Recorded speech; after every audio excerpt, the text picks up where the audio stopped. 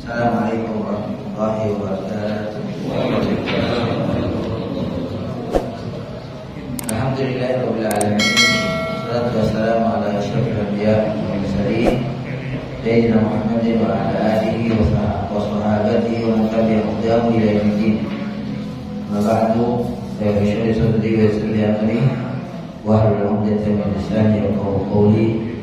Subhanaka la ilma lana illa ma 'allamtana innaka antal alimul hakim wa tub 'alaina innaka antat tawwabur rahim.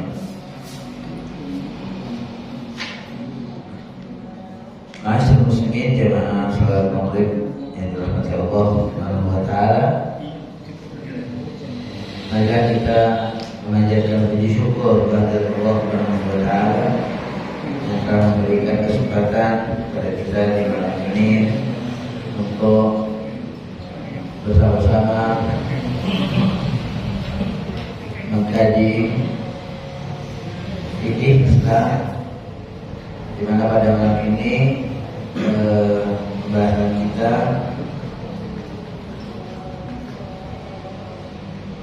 yang terakhir kemarin wa yahrumu bil haid wal nifas samaniyatu asya. Apa saja yang diharamkan bagi seorang wanita yang haid dan nifas, di mana ada 8 macam sudah dibahas kemarin. Pertama adalah sholat, dan tidak perlu diqadha sholatnya, tidak ketentuan, tidak perlu diqadha. Yang kedua adalah puasa. Puasa ini harus diqadha. Kemudian yang ketiga adalah membaca Al-Quran, menyentuh mushaf Quran dan membawanya. Dan berikutnya adalah masuk masjid. Berikutnya adalah tawaf, yaitu al-wata', yaitu melakukan hubungan suami istri dan bersenang-senang antara pusat dan lutut. Insyaallah sudah dibahas semuanya. Nah, itulah yang diharamkan bagi wanita yang haid dan yang nifas. Nah, selanjutnya sekarang wa yahrumu 'alal junubi khamsatu asya. Yang haram bagi seorang yang junub, khamsatu asya, ada 5 macam. Junub baik karena bermimpi atau karena melakukan hubungan suami istri. Ada 5 macam yang diharamkan bagi orang yang junub. Yang pertama adalah as-shalah, itu salat. Salat syaratnya harus suci dari 2 hadas, hadas kecil dan hadas besar. Selagi masih belum suci dia, belum mandi, ya orang yang junub, maka tidak bisa melaksanakan salat. Haram. Yang kedua wa qiraatul Quran, itu membaca Al-Quran. Wa mas'ul mushaf, yang ketiga menyentuh mushaf. Yang keempat wa tawaf, melakukan tawaf. Wal lubsu di masjid, dan yang kelima yaitu berdiam diri di masjid. Jadi ada 5 macam yang diharamkan bagi seorang yang lagi junub. Junub artinya adalah secara bahasa artinya jauh. Karena apa? Karena orang yang junub posisinya menjadi jauh dari 5 macam di atas. Dari salat, baca Quran, menyentuh mushaf, tawaf, dan diam di masjid. Nah, ini dikatakan apa? Junub artinya jauh secara bahasa. Nah, adapun haramnya salat, maka berdasarkan ijma', berdasarkan kesepakatan, wafimanaha, dan termasuk yang tidak boleh juga dilakukan oleh seorang yang junub yang semakna dengan salat, yaitu adalah sujud tilawah dan sujud syukur. Sujud tilawah juga nggak boleh. Jika misalnya dia sendiri kan tidak mungkin membaca Al-Quran, dia nggak mungkin sudah, karena dia junub haram. Jadi bisa jadi dia mendengar orang yang membaca Al-Quran, mendengar yang membaca Quran, kemudian orang yang membaca Quran tadi sampai pada ayat-ayat tilawah, sujud tilawah, maka karena dia junub dia nggak bisa.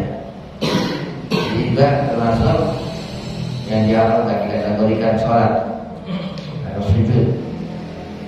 Dan begitu juga sujud syukur. Orang ketika terhindar dari satu bencana, dia selamat dirinya dari bencana tersebut, atau dia mendapatkan kenikmatan, dia bersujud syukur. Nah, tapi ketika junub, maka dia nggak bisa. Adapun haramnya membaca Al-Quran walaupun satu ayat, bahkan satu huruf, baik membacanya secara pelan atau secara terang-terangan. Yang dikatakan membaca itu dia sudah melafalkan. Tapi kalau hanya sekadar menggerakkan bibirnya, itu tidak disebut membaca. Baik membaca dengan pelan atau dengan keras, seorang yang junub itu tidak diperbolehkan. Idza nataqa bilisanihi. Wali sallallahu alaihi wasallam ada hadis la taqra'ul haid wal junub syai'an min al-Qur'an. Tidaklah wanita yang haid, tidaklah pula seorang yang junub itu membaca sedikit pun dari Al-Quran. Ini hadis diriwayatkan oleh Tirmidzi. Tapi ini lemah, tapi didukung dengan hadis yang lain. Wahtajil tahrim biqauli Ali radhiyallahu anhu, yaitu adalah perkataan Sayyidina Ali di mana lam yakun, Sayyidina Ali mengatakan lam yakun yahjabun Nabi sallallahu alaihi wasallam al-Quran syai'un siwa janabah.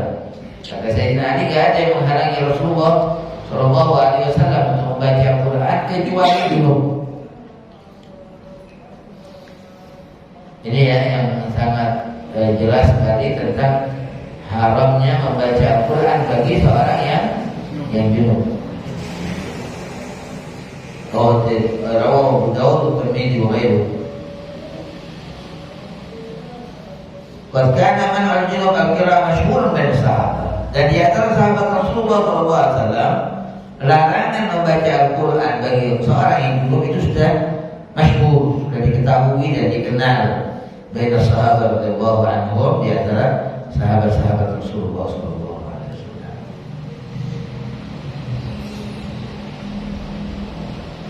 Itu tentang haramnya membaca Al-Quran. Ya, bagi yang ini jelas haram dan besar-besar yang telah disebutkan tadi. Selanjutnya haramnya menyentuh mushaf. Menyentuh mushaf Quran.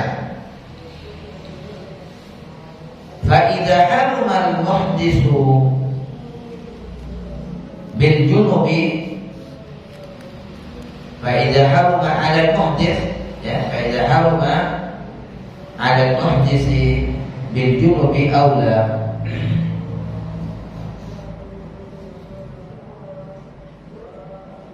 Jadi adapun diharamkannya menyentuh mushaf, ini bagi seorang yang hadas kecil saja, itu juga diharamkan menyentuh mushaf. Apalagi junub.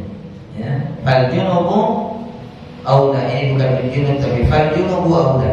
Faidah haruma 'ala al-muhdits, kalau orang yang hadas kecil saja haram, fal junubu aula, maka seorang yang junub lebih utama lagi. Karena hadasnya bukan hadas kecil, kalau junub hadas apa? Besar. Kalau yang hadas kecil saja haram, maka bagi yang junub tentu lebih diharamkan. Wa idza haruma al-masu alhamdu aula bitahrim. Nah, kalau menyentuhnya saja diharamkan bagi orang yang junub, apalagi membawanya. Ya. Di sini kan tidak disebut membawanya. Bagaimana? Ya itu jelas. Ya. Kalau sudah menyentuhnya saja dilarang, apalagi membawanya. Bagi orang yang junub. Itu tentang menyentuh mushaf. Wa amma tahrimut tawaf, adapun haramnya tawaf bagi orang yang junub, kali qauli sallallahu alaihi wasallam, karena sabda Rasulullah SAW yang mengatakan at-tawaf bil baiti salatun. Kata Nabi, tawaf di Ka'bah itu adalah salat. Di sama ya posisinya tawaf dengan salat itu sama. Hanya bedanya tawaf itu bisa bicara. Kalau salat orang nggak bisa bicara. Tapi syarat-syarat yang lainnya sama. Menutup aurat, suci dari hadas kecil, hadas besar, itu sama. Hanya perbedaannya antara tawaf dan salat. Kalau salat nggak boleh bicara. Kalau bicara orang batak. Kalau tawaf bisa bicara. Tapi ketika misalnya kita mau berbicara saat tawaf, hendaknya kita berbicara yang baik, karena kita sedang beribadah kepada Allah Subhanahu wa taala.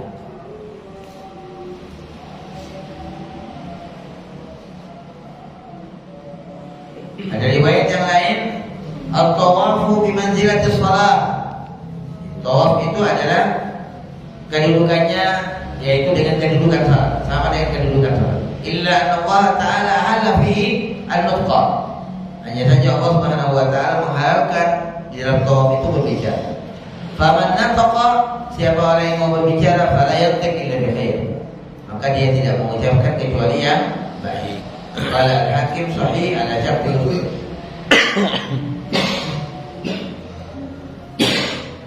Selanjutnya wa amma tahrimul lubsi bil masjid, adapun haramnya orang yang junub berdiam diri di masjid. Walikolihi ta'ala, ini dasarnya firman Allah Subhanahu wa taala, ayat Allah mengatakan wala junuban, dan tidak boleh pula seorang yang junub. Orang junub tak boleh tinggal di masjid.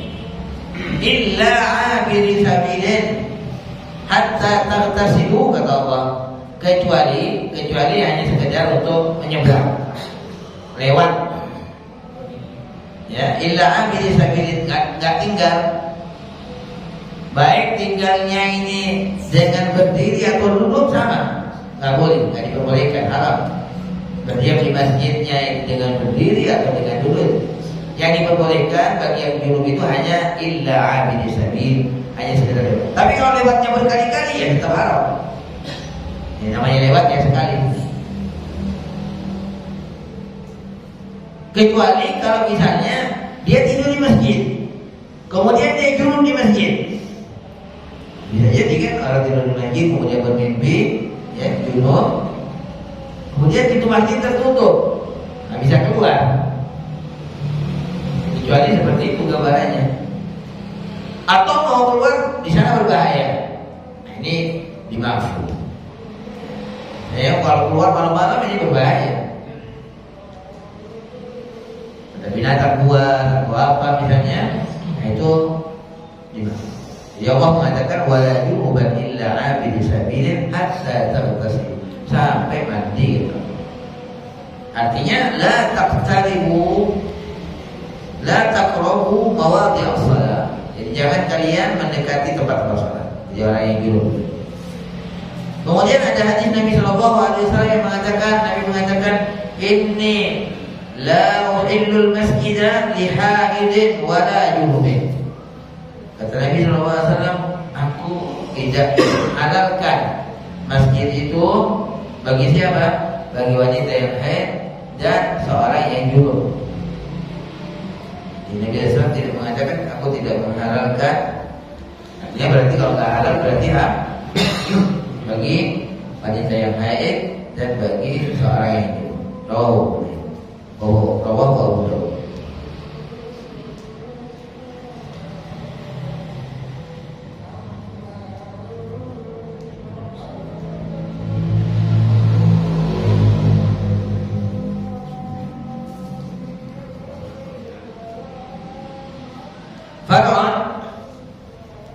Ada pembahasan idza talaffadha al-junubu bi syai'in min adhkar al-Qur'an. Bagaimana kalau orang yang junub itu mengucapkan sedikit atau sebagian dari zikir-zikir Quran. Misalnya ketika dia makan membaca apa? Membaca apa ketika makan? Baca bismillah. Dan bismillah juga bagian dari ayat Quran. Quran, atau setelah menyelesaikan makannya dia membaca alhamdulillah, atau ketika dia berkendaraan dia membaca subhanalladzi sakhkhara lana hadza wa ma kunna lahu muqrinin. Ini kan ayat Quran.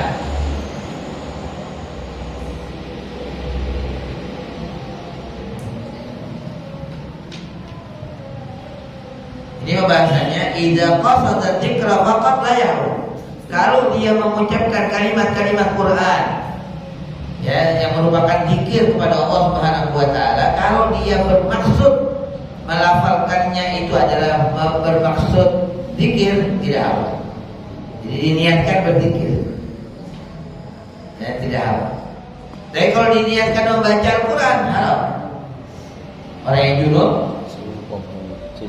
kemudian membaca ayat tadi yang merupakan doanya orang berkendaraan, subhanalladzi, kalau dia niatnya adalah membaca Al-Quran, tapi kalau niatnya zikir tidak apa-apa. Jadi niatkan zikir. Yang pertama, jadi pada pembahasan kita tadi sudah dijelaskan bahwa ketika seorang mengucapkan kalimat-kalimat Quran ya yang merupakan zikir kepada Allah Subhanahu wa taala, seperti mau makan baca bismillah, atau mau berkendaraan baca subhanalladzi ya.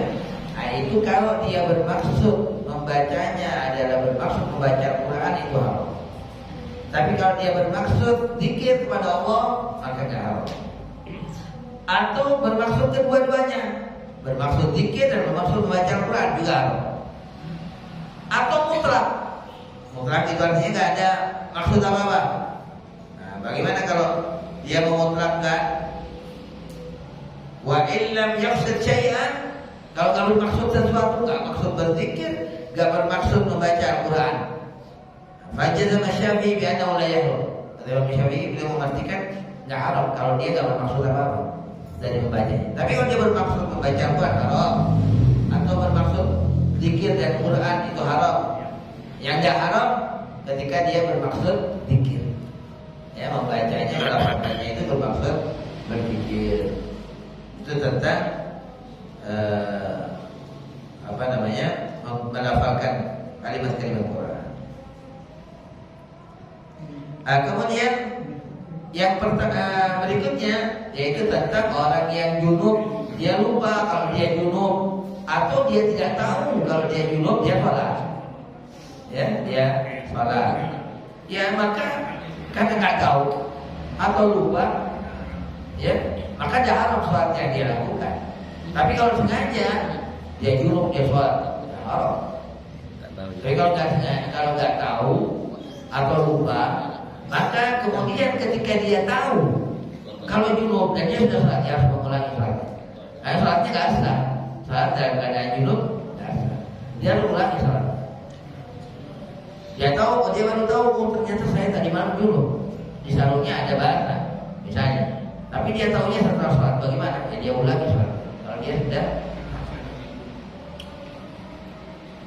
itu. Adapun untuk orang wanita yang umrah, wanita yang berumrah kemudian dia haid, ya, dimana dia nggak bisa bertawaf. Nah itu tergantung. Kalau dia sudah berniat. Dia sudah berniat umrah dan mengambil dia mengambil niatnya di miqat sudah, misalnya dari Madinah di Bir Ali dia berniat labbaik Allahumma umratan, ya Allah aku datang untuk memenuhi untuk melaksanakan umrah. Dia sudah berniat. Ternyata di perjalanan haid, maka dia menunggu sampai selesai haidnya, baru dia melanjutkan pekerjaan umrahnya, yaitu tawaf. Nggak bisa langsung sa'i, karena sa'i setelah tawaf, ya dia menunggu. Dan selama menunggu dia menjaga semua larangan-larangan ihram. Dia nggak bisa pakai ya semua segala sesuatu yang diharamkan bagi orang yang berihram itu. Maka dia nggak bisa menggunakan wangi-wangian, ya. Maka dia harus menjaga semua larangan-larangan. Nah setelah suci baru kemudian dia lanjutkan. Gak usah berniat lagi karena sudah dari niatnya di miqat. Ya, dan dia melanjutkan tawaf, sa'i, kemudian tahlil. Nah, bagaimana seandainya waktunya habis, udah mau pulang, ya, udah mau pulang. Ada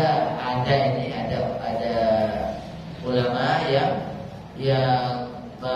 membolehkan dia bersih-bersih, ya, dia bersih-bersih, dikasih alat pengaman, biar nggak berserakan darahnya, dia melanjutkan tawafnya, kemudian sa'inya, kemudian tahlil.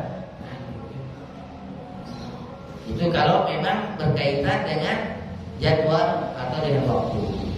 Tapi ketika masih memungkinkan, ya tidak, ya nunggu sampai selesai. Akhirnya dia baru dia tawaf, dia sa'i, dia tahlil. Misalnya kemudian nggak mau, udah kata masih haid, ya, saya nggak mau. Mudah-mudahan niatnya. Jadi dia datang ke sana kan dengan biaya yang besar, niatnya memang mau umroh, tapi ada halangan. Ya sudah, kemudian dia tahallul belum tawaf, belum sa'i, dia tahallul. Dan tentu kena denda, ya, kena dam dia. Makanya dalam berniat umroh itu terkadang ada yang mentaklid tahallulnya. Dia mengatakan, ya Allah, dalam berniat umroh dia mengatakan, ya Allah, kalau nanti terhalang saya dengan satu halangan, maka tahallulku di mana aku terhalang. Nah, itu kan pernah terjadi kepada Rasulullah SAW ketika sudah niat, ya, dari Madinah sudah berniat, ternyata sampai Mekah nggak bisa masuk, dilarang sama orang-orang kafir waktu itu. Maka Nabi SAW kemudian bertahan dulu. Ya, niatnya sudah, ya.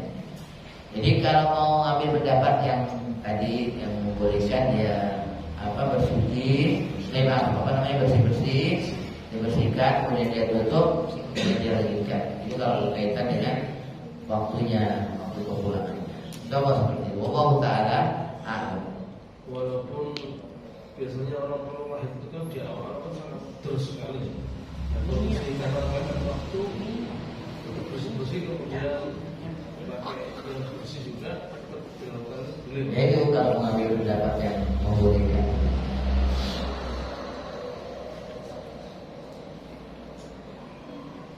Karena kadang-kadang memang orang nggak bisa berpisah dari rombongannya, kadang-kadang nggak tahu bagaimana pulangnya, bagaimana pasti dengan rombongan, dengan travel yang dia ikuti kan begitu. Allah Ta'ala.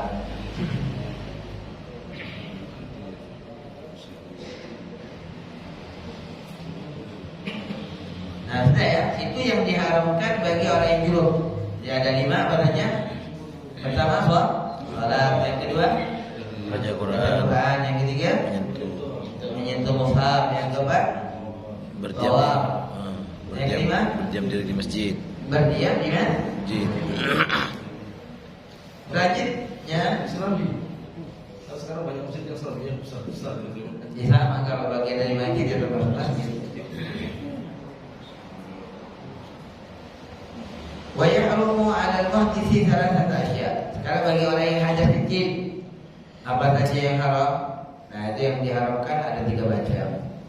Bagi orang yang hadas, yang punya wudu. Yang pertama, salat. Gak bisa orang kemudian gak punya wudu salat, ya haram. Jadinya haram. Lakukan salat tanpa wudu.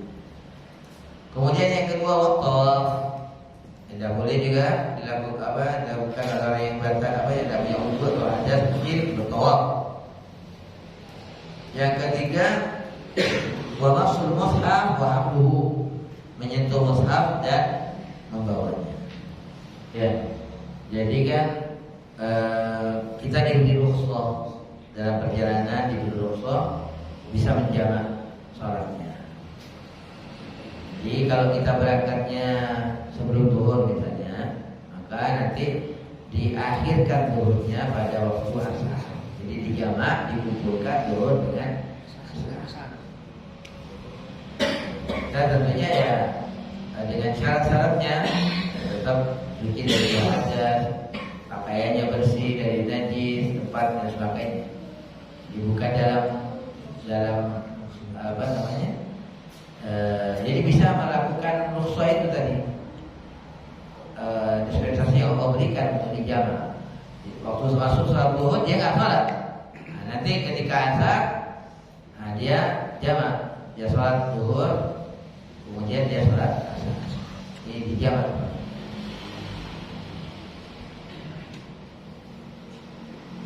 Begitu juga maghrib dengan isya, ya bisa dijamak. Yang nggak bisa dijamak yaitu sholat subuh. Ya, bisa.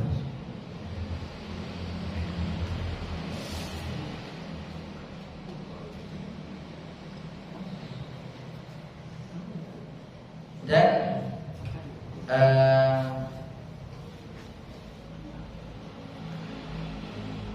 dalam kasus orang berada di dalam perahu, berada di dalam apa namanya? Kapal. Ketika sahabat itu karena tidak mungkin dia menepi, itu nggak mungkin. Nah, waktunya akan habis. Maka sahabat kemudian sholat di atas kapal air, di atas perahunya. Sahabat.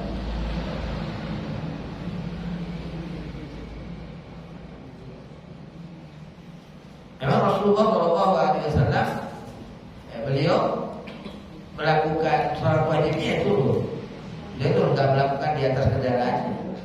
Dia turun. Kalau sholat sunnah itu di atas kendaraan. Dalam perjalanan Rasulullah melakukan sholat sunnah di atas kendaraan. Tapi kalau untuk sholat wajib Nabi turun. Makanya kita harus memilih dalam perjalanan kita ini. Yang jelas kita sudah diberikan dispensasi untuk berjamaah. Saya bisa memperkirakan nanti saya sholat zuhur asarnya di mana, ya itu bisa kita rencanakan, sudah bisa kita proyeksikan. Kalau maghrib isya'nya nanti di mana, jangan sampai kemudian tidak sholat, ya jangan sampai. Nah, terkecuali tadi, sebenarnya di atas pesawat, ya di atas pesawat. Misalnya tidak memungkinkan, kalau sampai bisa hilang sudah zuhur asarnya, maghrib isya'nya. Kalau kita nunggu sampai ke tujuan ya itu sudah sholat di pesawat dengan berwudu. Kalau nggak bisa, ya kalau nggak ada ya bertayamum.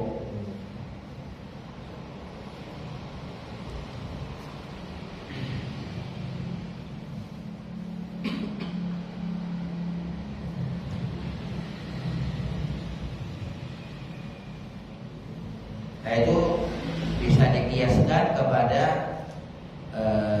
sebagaimana sahabat di atas perahu itu tadi. Kalau nanti ya habis sudah waktu sholat, makanya sahabat kemudian melakukan di atas kendaraan sholat wajib.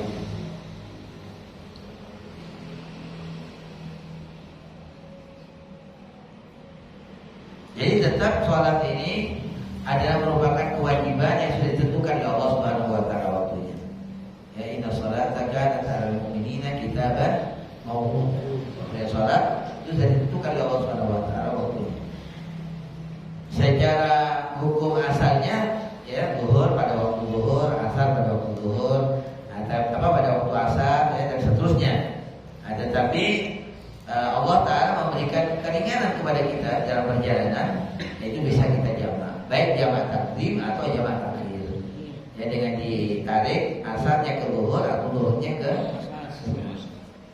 Itu rukhsah. Di mana ada hadis yang mengatakan bahwasanya Allah Ta'ala yuhib, Allah senang anyuta azaimuhu, dilaksanakan hukum-hukum asalnya. Ya, sebagaimana Allah Ta'ala juga suka, Allah Ta'ala suka orang melaksanakan, mengambil keringanan-keringanan yang Allah berikan, sebagaimana Allah juga suka di mana kita melakukan hukum asal. Jadi hukum asal itu namanya azimah, adapun keringanan itu namanya rukhsah. Bukan, jangan sampai merasa orang yang melakukan rukhsah itu merasa berkurang ibadahnya kita. Allah Ta'ala kita, Allah senang kita mengambil rukhsahnya. Ya sebagaimana Allah Ta'ala senang kita melaksanakan hukum asalnya. Karena sebagian orang kadang-kadang nggak mau ambil rukhsahnya, nggak mau, akhirnya nggak sholat akhirnya. Ya ketika dia menghindari rukhsah yang diberikan oleh Allah, oleh Rasulullah SAW, akhirnya nggak sholat.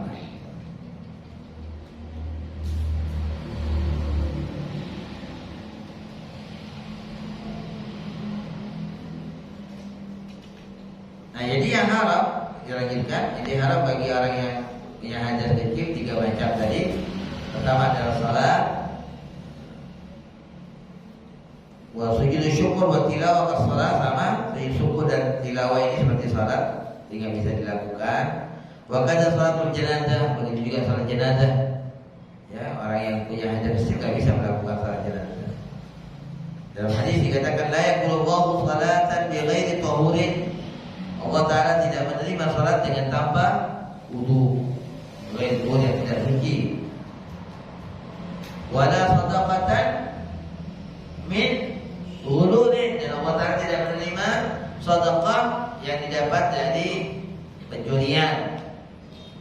Ya, orang bersedekah dari hasil pencurian tidak diterima sama Allah Subhanahu wa Ta'ala.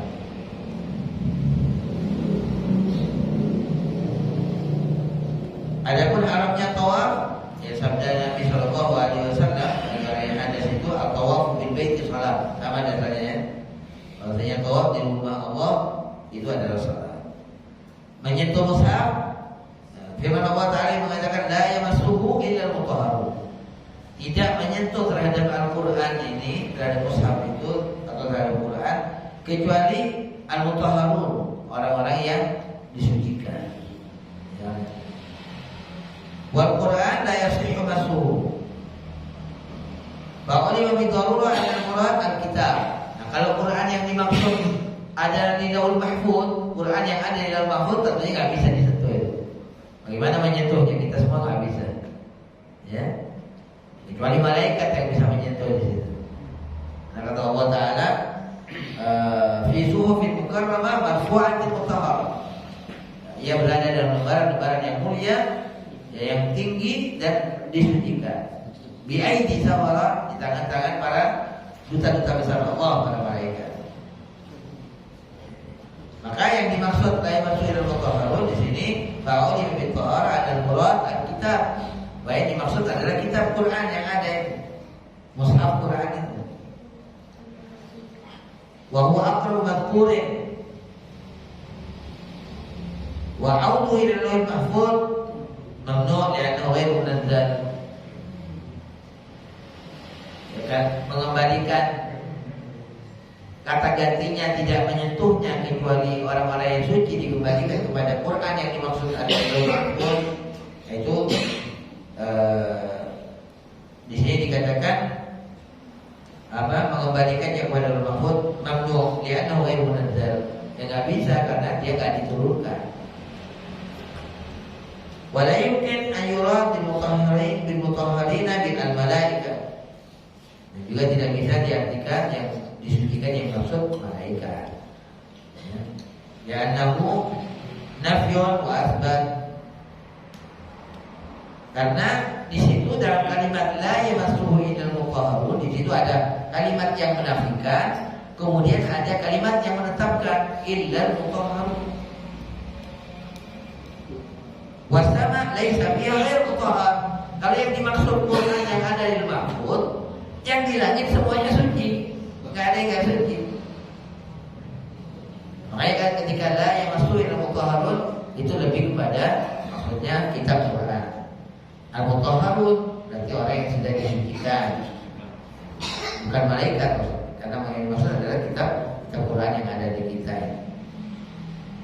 Fa'ulima annahu arada al-adamiyyin, maka diketahui dengan demikian bahwa yang dimaksud al-mutahharun, yang dimaksud adalah anak Adam, bukan malaikat. Wa kataba Nabi sallallahu alaihi wasallam, Nabi sallallahu alaihi wasallam pernah menulis surat kitaban ila ahli Yaman. Beliau menulis surat kepada penduduk Yaman. Wa fihi, kemudian di dalamnya Nabi SAW menyertakan ayat la yamas beliau mengatakan dalam suratnya beliau mengatakan la yamassul Qur'ana illa tahirun. Nabi mengatakan tidaklah menyentuh Al-Qur'an ini kecuali seorang yang suci.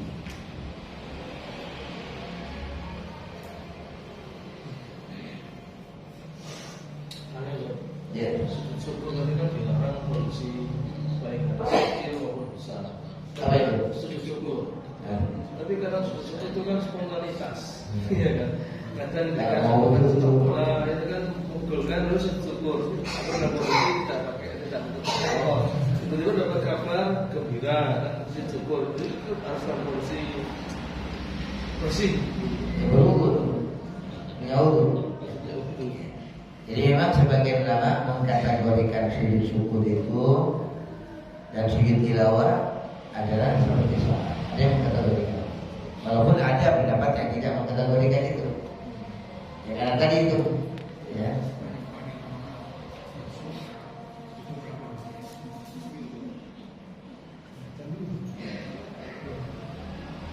Karena memang kata sujud itu banyak dimaknai sholat. Jadi misalnya Allah Ta'ala mengatakan fasjud waqtarib, sujudlah dan mendekatkan kau. Jadi sholat. Memperbanyak sujud apa maksudnya? Apa sujud saja? Ya tidak, yang maksud adalah sholat. Makanya sujud syukur, sujud tilawah, nah itu dikategorikan sholat. Nah ketika dikategorikan sama dengan sholat, maka dia harus suci, dia harus punya wudu, harus suci dari dua hadas.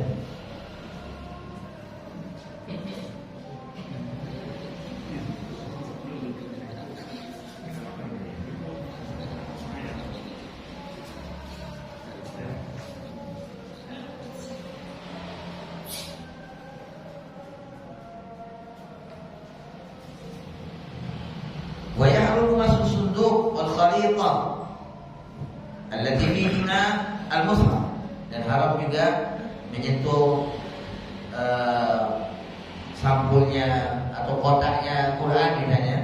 Quran ada kotaknya, ada. Kalau ada Qurannya ya haram. Orang yang tidak, orang yang junub atau orang yang orang yang punya hadas ini haram. Wal khalitah allati fiha al-mushaf, karena dianggap ya sama, karena di dalamnya ada Qurannya. Kalau HP Ustaz, HP yang ada Qurannya dan dikasih Al-Quran Ustaz. Ya, kalau kita bermaksud ketika pegang HP, di dalam HP ada Qurannya. Kalau kita bermaksud pegang HP ini adalah memegang Quran, ya kalau. Tapi kalau bermaksud HP ya enggak.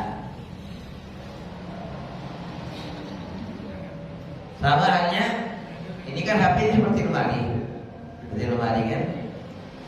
Di dalamnya banyak fitur-fiturnya. Kalau kita memegang lemari itu bukan bermaksud memegang Al-Quran ya dah. Nah, tapi kalau kita buka fitur Al-Qurannya, maka kita sudah memegang, sama dengan kita buka lemari, kita sudah ambil Qurannya. Jadi kalau kita di HP kita ada mushafnya, ada Qurannya, itu tergantung. Kalau kita bermaksud membawa Quran atau memegang Quran ya maka tak boleh. Tapi kalau bermaksud bawa HP, ya atau bawa lemari misalnya, ya tidak apa. Jadi katakan in qasada bidzalika hamal al-mushaf wa in lam yaqsudhu bal qasada hamal al-suduk aw al-qalita aw qasada masama pada. Jadi kalau dia bermaksud dengan demikian, yakni membawa kotaknya atau membawa membawa kotaknya ikut atau dari hamil mushaf, kalau dia bermaksud membawa mushaf dengan membawa kotaknya itu, ya maka nggak diperbolehkan. Wa illam yaqsudhu, tapi kalau dia nggak bermaksud membawa mushaf, nggak membawa Quran, nggak bermaksud itu, bal qasada hamil suduk, tapi bermaksudnya membawa kotaknya. Kotak yang berisikan Quran, awil khalita aw qasada masawma fala, maka tidak. Kalau dia bermaksud membawa Quran.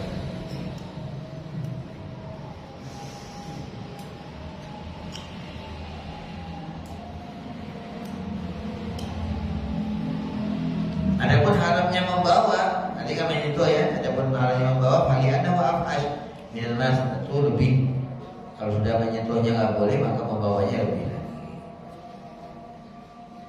Naam, lau khafa alaih min gharqin au harqin au najasatin au kafirin mulai kita makan min at-taharah wa tayammum akhadahu ma'al hadath lidhurur. Nah, sekarang kalau misalnya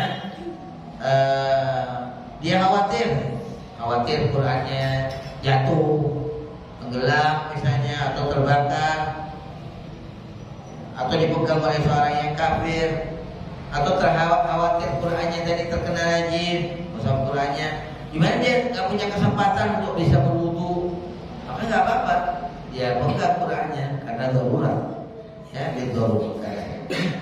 Fal akhdhu wal halatu hadhihi wajib.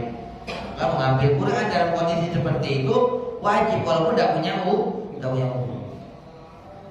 Walau Nawawi fi Syarh Muhadzab wa Tahqiq Allah Taala. Demikian, mudah-mudahan bermanfaat. Ya, Allah Taala menambah pengetahuan kita.